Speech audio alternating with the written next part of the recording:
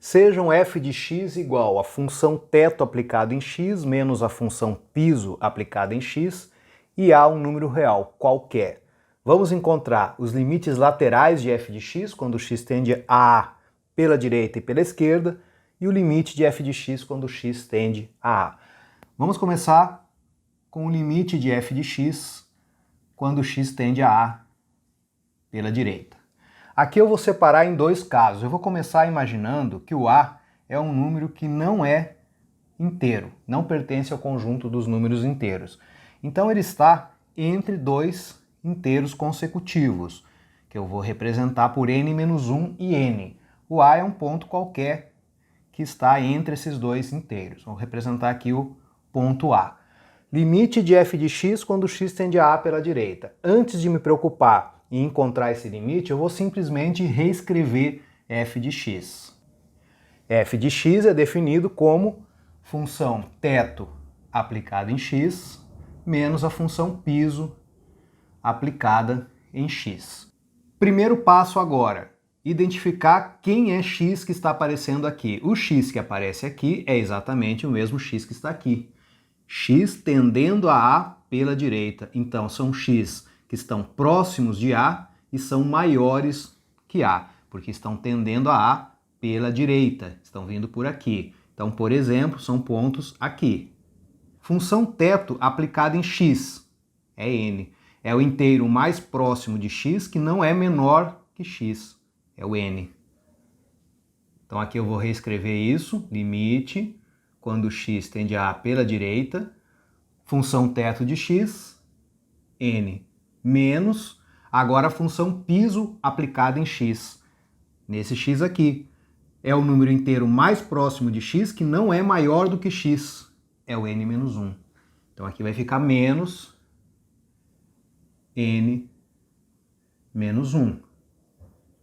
O limite de f de x, quando x tende a A pela direita, é o limite de n menos n-1, quando x tende a A pela direita. Observe que n menos n-1 não depende de x.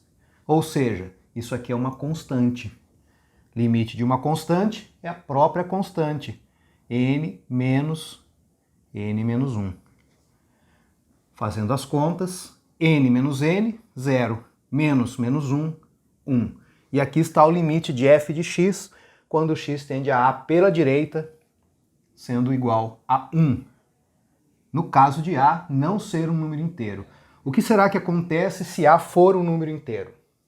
Limite de f de x quando x tende a A pela direita. Aqui eu só usei a expressão da função f e agora sim eu vou aplicar a função teto e a função piso em x que está tendendo a A pela direita e, portanto, em x que está próximo de A e é maior do que A. O A está aqui, então vou tomar x aqui. Função teto aplicada em x. O número inteiro mais próximo de x, que não é menor do que x, é o n mais 1.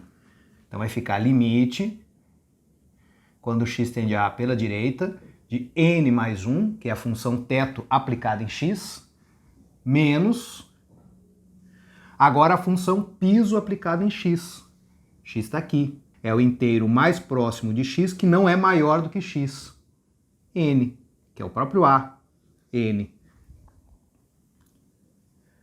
Mais uma vez aqui você tem o limite de uma expressão que não depende do x. Limite quando x tende a A pela direita de uma expressão que não depende do x. Isso é uma constante. Limite de uma constante é a própria constante. Então esse limite vai ficar assim, n mais 1 menos n, que é igual a 1. Exatamente como tínhamos visto anteriormente no caso de A não pertencer aos inteiros. Então, A pertencendo aos inteiros ou não pertencendo aos inteiros, você vai chegar da mesma forma em limite de f de x, quando x tende a A pela direita, igual a 1. Agora vamos analisar o limite de f de x quando x tende a A pela esquerda.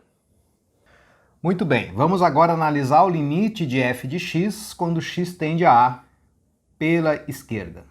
Exatamente a mesma análise que foi feita anteriormente. Eu vou dividir em dois casos. Primeiro eu vou supor que o A não é um número inteiro. Isso significa que A é um número real que está entre dois inteiros consecutivos, n-1 e n. Aqui vai estar o A. Esse limite vai ser limite da função teto aplicada em x menos a função piso aplicada em x, quando x tende a A pela esquerda.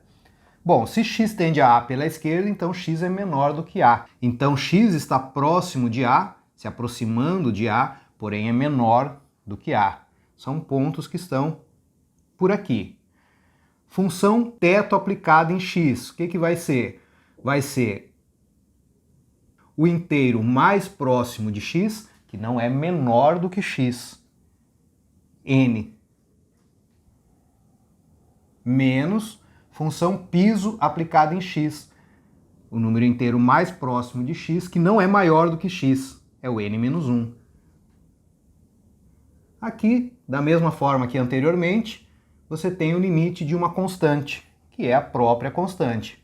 Vai ficar n menos n-1, fazendo as continhas aqui, é igual a 1. Vamos agora analisar o caso em que A é um número inteiro. Se A é um número inteiro, então eu posso representar ele como sendo um n inteiro, que está entre os inteiros n-1 e n mais 1. Vamos lá. X está tendendo a A pela esquerda, então x é menor do que o A. X está por aqui. Na verdade, quando a gente fala assim, x tendendo a A, não é um x, são vários x, infinitos x. São todos aqueles x que estão próximos de A e à esquerda de A aqui.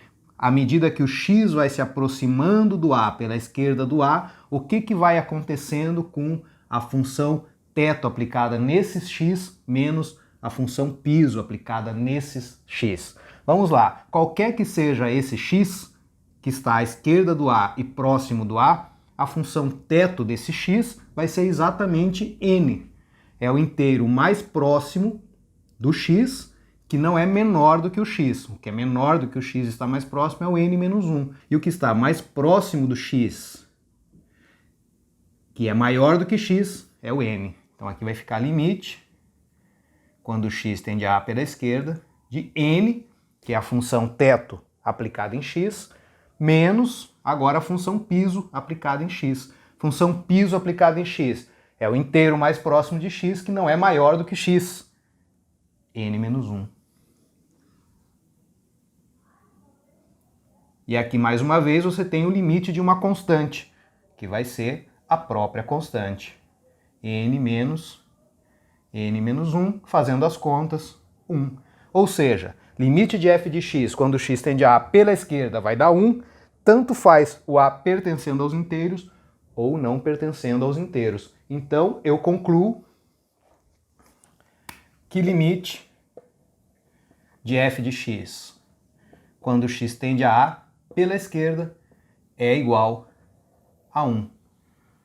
Agora, os dois limites laterais são iguais. Limite de f de x quando x tende a A pela direita e limite de f de x quando x tende a A pela esquerda, ambos são iguais a 1. O que eu posso concluir a partir disso? Eu posso concluir que limite de f de x quando x tende a A vai ser 1.